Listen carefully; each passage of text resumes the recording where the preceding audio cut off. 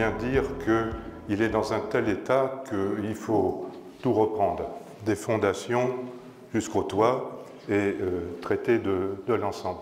Alors évidemment, l'hôpital est remis en plein dans la lumière aujourd'hui du fait du Covid, de la Covid, on dit. Mais il faut bien voir que les problèmes de l'hôpital sont bien antérieurs et malheureusement seront postérieurs quand l'épidémie, j'espère le plus tôt possible, sera terminée. Les problèmes resteront. La première chose que je voudrais faire dans un dialogue avec vous, c'est que je vais vous poser une question et je voudrais que vous me répondiez, les uns ou les autres, par juste un mot ou deux. Du personnel, de l'organisation, de la démocratie, parce que c'est ce qui est posé, des problèmes, le lien ville-hôpital, et puis des problèmes que vous ressentez comme patient plus directement, c'est-à-dire vous n'arrivez pas à trouver de rendez-vous, on ne vous envoie pas les documents, vous arrivez aux urgences, s'il y en a, c'est compliqué, c'est saturé, il y a des trous dans les lits, bon, prise en charge pas toujours sympathique, et puis à la fin on vous demande une petite rallonge pour les dépassements d'honoraires. En fait, l'hôpital, il est soumis à une double révolution actuellement. Il y a ce qu'on peut appeler, depuis 40 ans, la révolution néolibérale, qui fait qu'il y a moins d'argent, il y a moins de place, il y a toujours moins. Mais il y a une autre révolution qui est en cours qu'il ne faut pas négliger et qui pose problème et qui pose des défis à l'hôpital, et qui, là, est une révolution, je dirais, en positif, parce que tout ça est négatif. C'est quoi?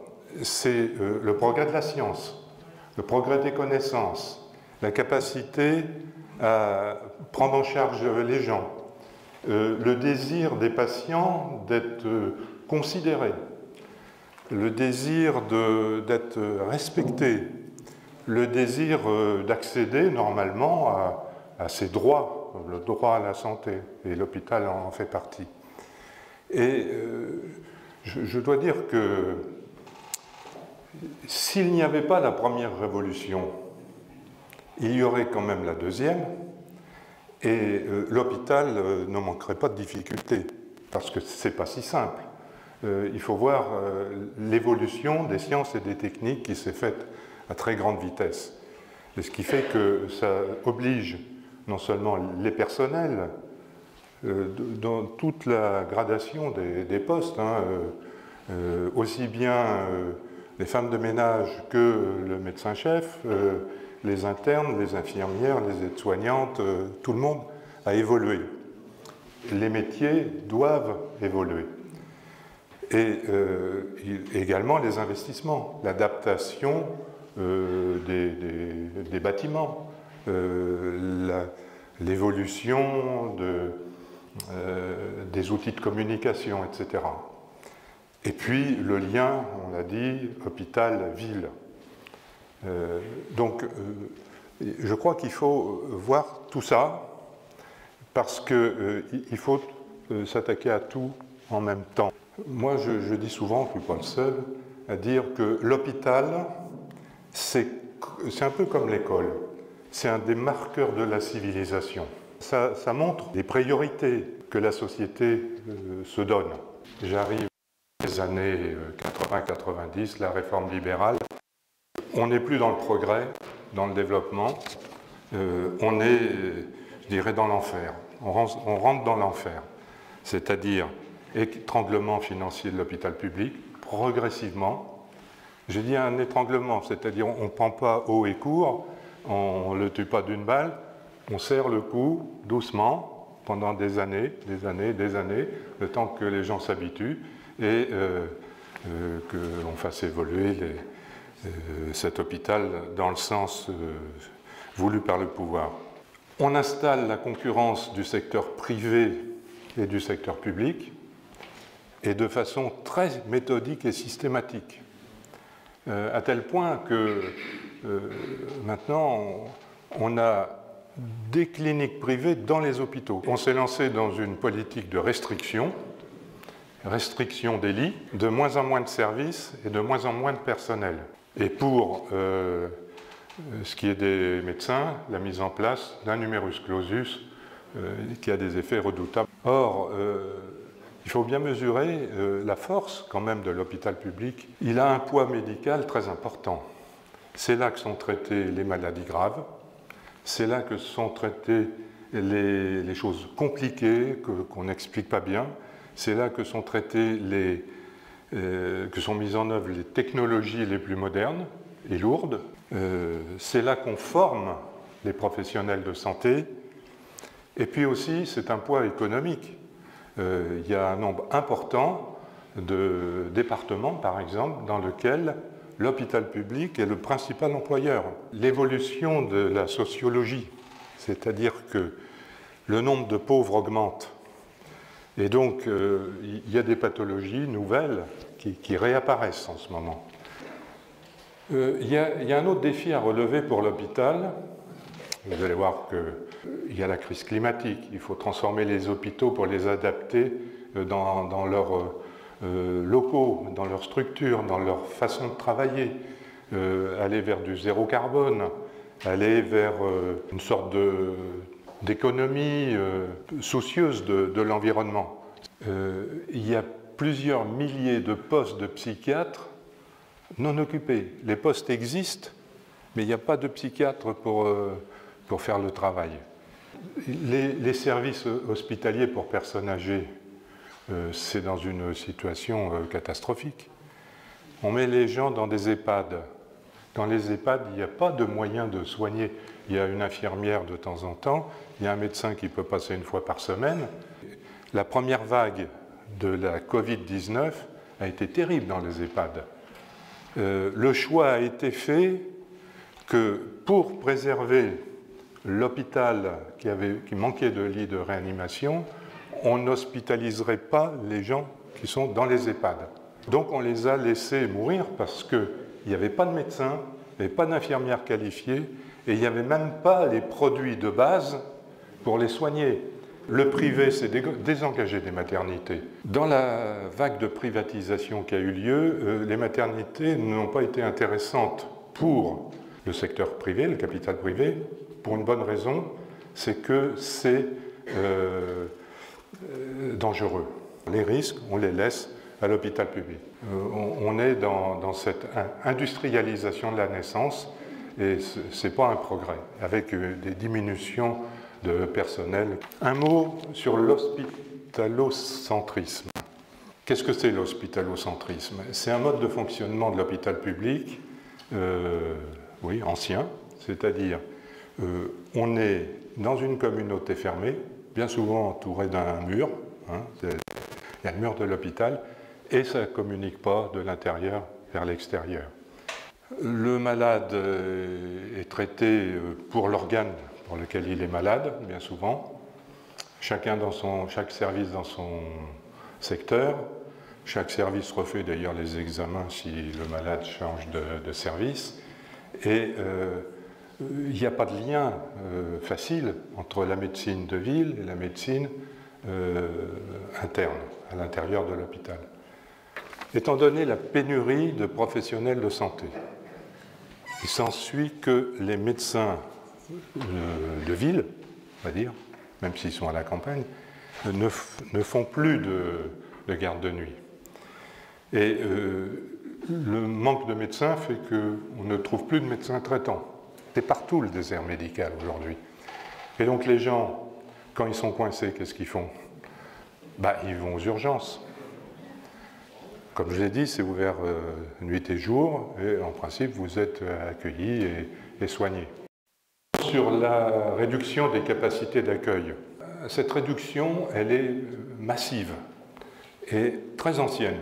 Par exemple, Simone Veil, dont on dit le plus grand bien, elle a été la championne, elle a fermé 60 000 lits d'hôpitaux.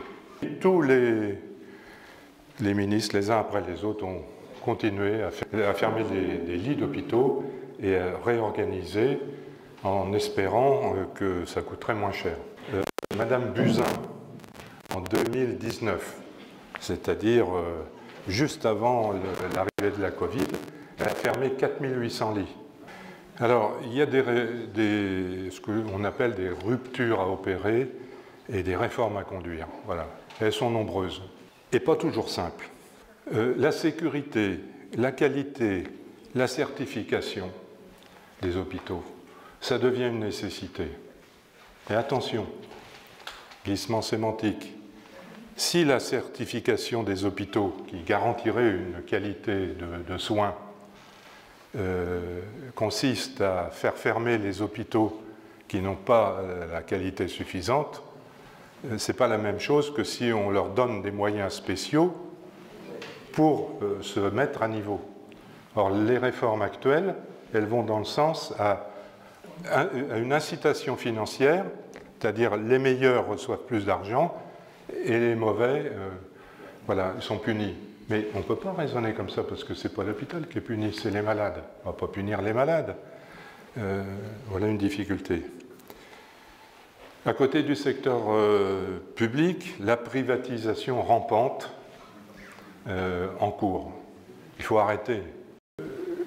Les capitaux privés à but lucratif, donc, qui interviennent dans le champ hospitalier. Il faut arrêter ça. C'est impossible. Avec le développement de la médecine moderne, il faut constamment des investissements technologiques, je ne sais pas quoi, les scanners, les IRM, tout le matériel nécessaire. Et donc, il y a eu une époque où la sécurité sociale était autorisée à prêter à 0% aux hôpitaux. Donc ça leur permettait d'accéder à des prêts, et puis il y avait des subventions d'État. L'État payait, ce qui est normal, il paye l'investissement puisqu'il est responsable de la politique de santé, de la politique hospitalière. Et avec Sarkozy particulièrement, on a basculé vers un nouveau système.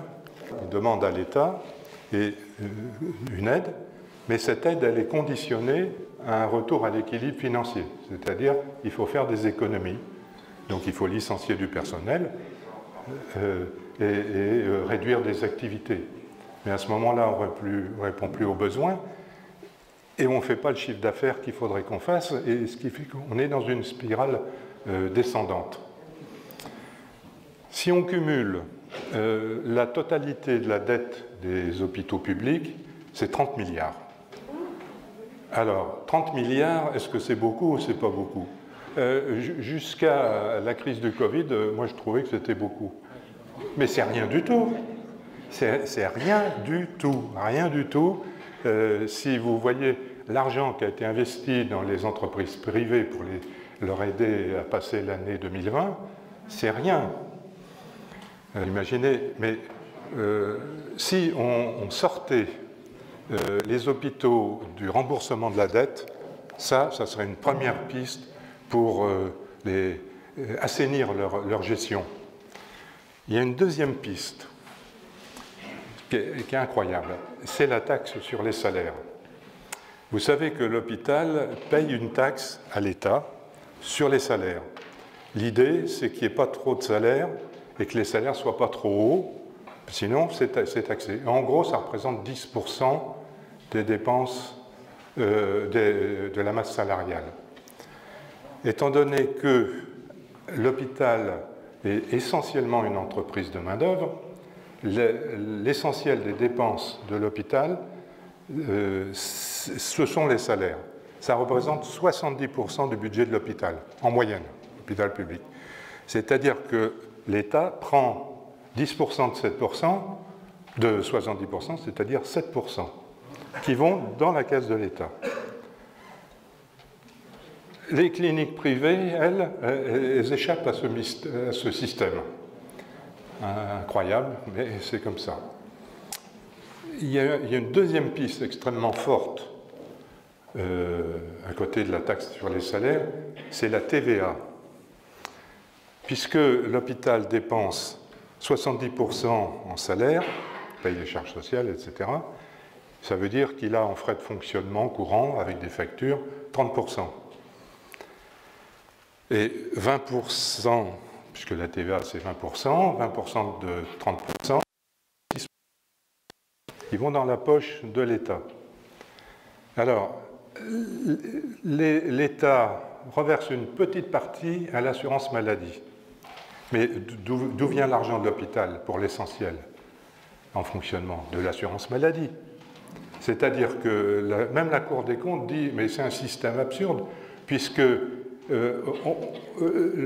l'assurance maladie donne de l'argent à l'hôpital pour qu'il paye la TVA, l'hôpital la donne à l'État, et l'État en redonne un peu à l'assurance maladie. C'est un système d'impôt circulaire, absurde.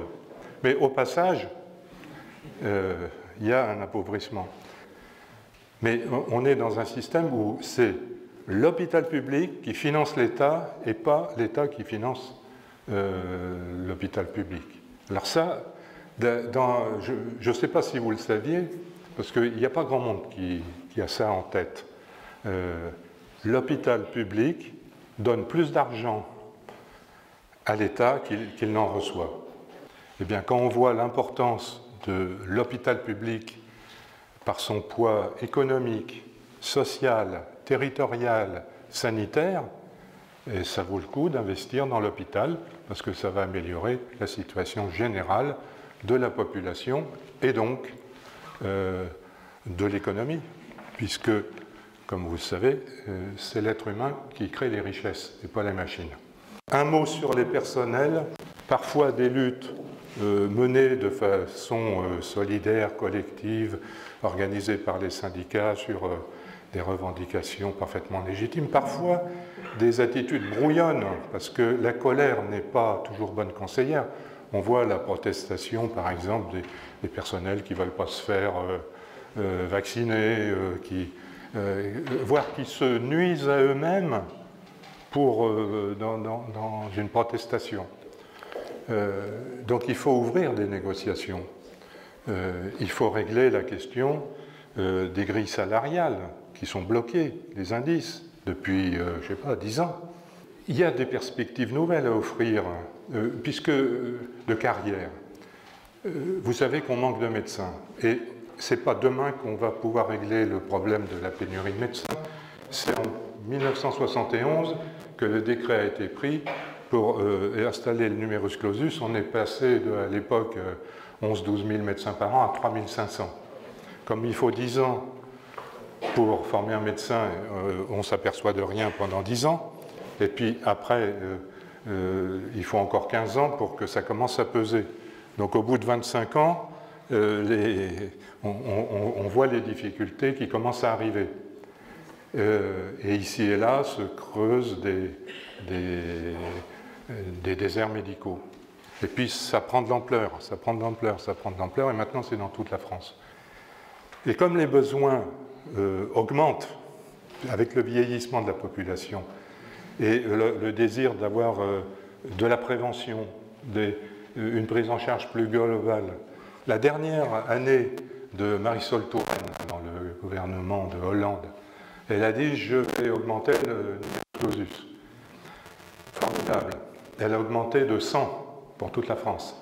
C'est-à-dire que dans 10 ans, il y aura un médecin de plus par département. Mais de toute façon, on a pour au moins 15 ans de pénurie de médecins. Alors, qu'est-ce qu'il faut faire? Certes, oui, ne pas tomber malade. Il faut monter les professions, parce que les études de médecine, elles ont été rallongées de 3 ans.